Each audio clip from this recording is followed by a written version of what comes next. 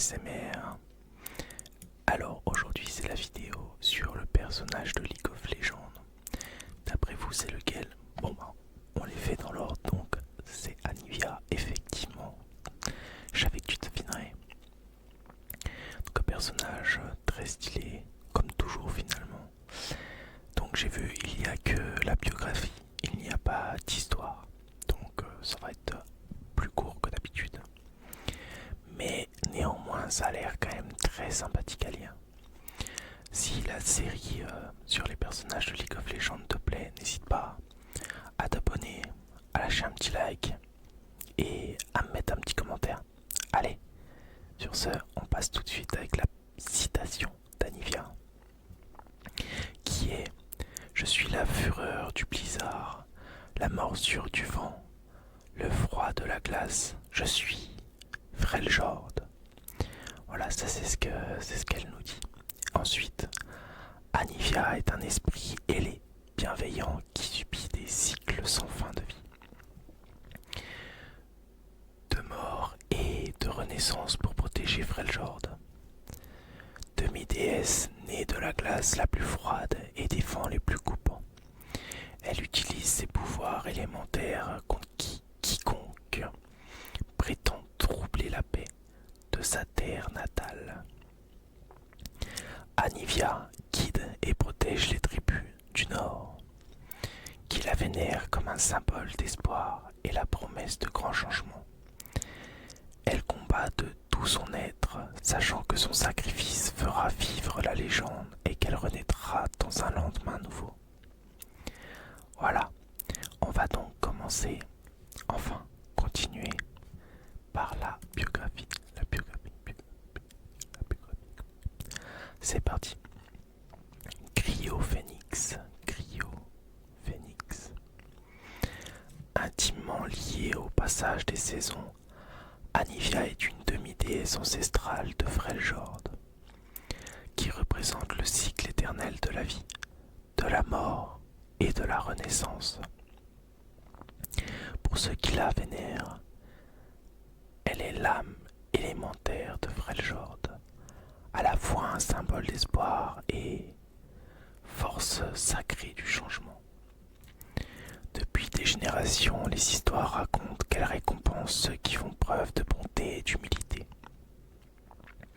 Les très rares mortels qui l'ont un jour aperçue, ou qui prétendent l'avoir aperçue, la décrivent comme un oiseau de glace à l'apparence noble, dont les ailes scintillantes couvrent les cieux et dont le cri perçant peut être entendu, y compris dans la plus terrible des tempêtes.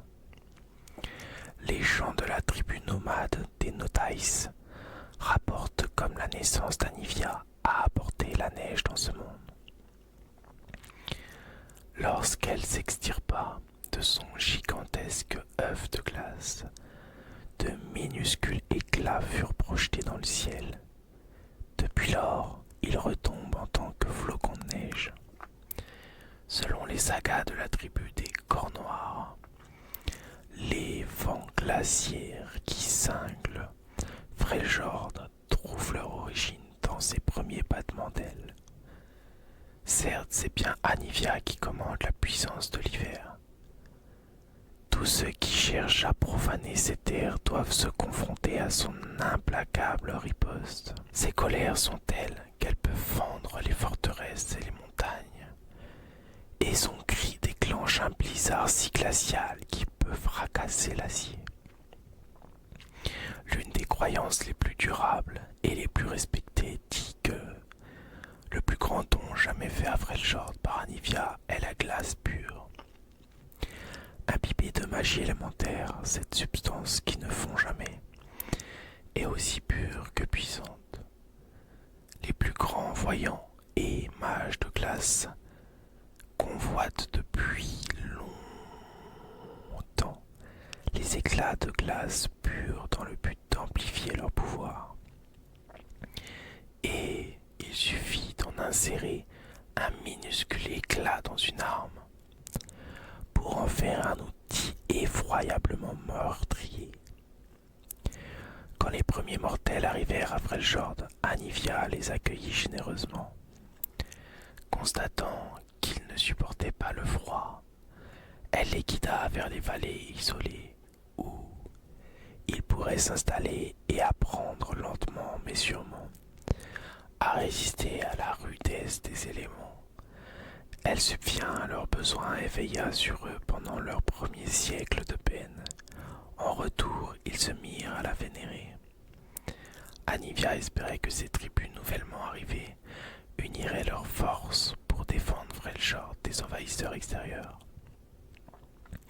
Or, les querelles et les vendettas se firent bientôt régulières, rendant une invasion inévitable. D'après la légende, un roi cupide venu du sud marcha avec ses guerriers à travers les montagnes pour prendre le contrôle des terres septentrionales et s'emparer de leur magie sauvage.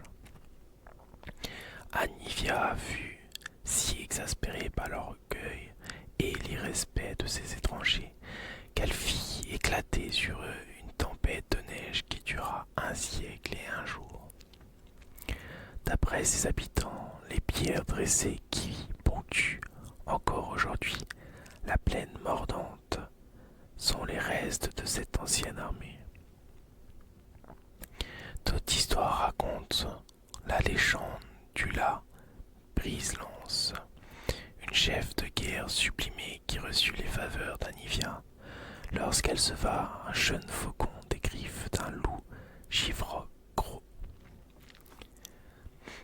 Le cryophénix protégea Hula des agressions pendant toute son existence.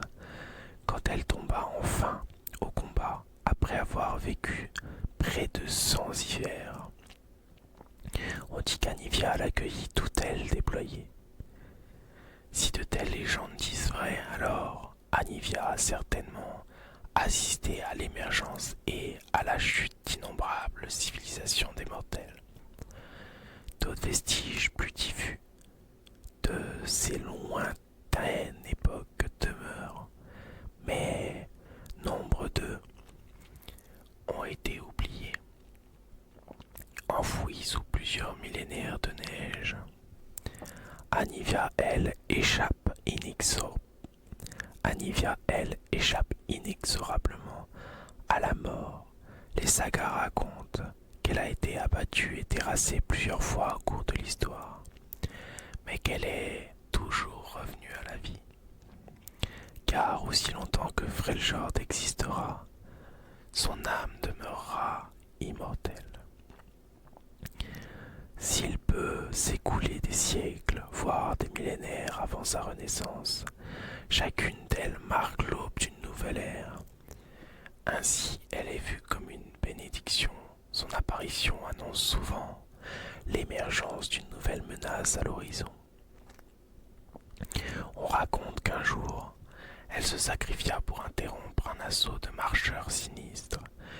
Consciente qu'elle ne pouvait pas terrasser ces imposantes créatures, elle piqua vers le sol congelé et fracassa son propre corps pour les ensevelir.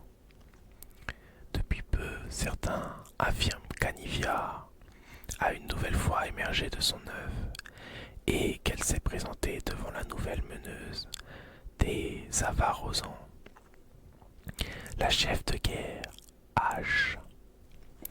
Peut-être a-t-elle vu en elle le potentiel d'unir enfin tout Freljord sous une même coupe. Mais si le cryophénix est bien de retour, comme l'affirment de plus en plus de chamans et de gardiens des esprits, alors la question doit être posée. Quelle grande menace est-il venu affronter? Et voilà pour la biographie d'Anivia. Donc comme je vous avais dit, il n'y a malheureusement pas d'histoire. J'espère néanmoins que sa biographie et sa citation vous a plu. Je vous souhaite une très bonne nuit, une très bonne sieste, et on se retrouve dès lundi pour la prochaine vidéo et dès jeudi prochain pour la suite.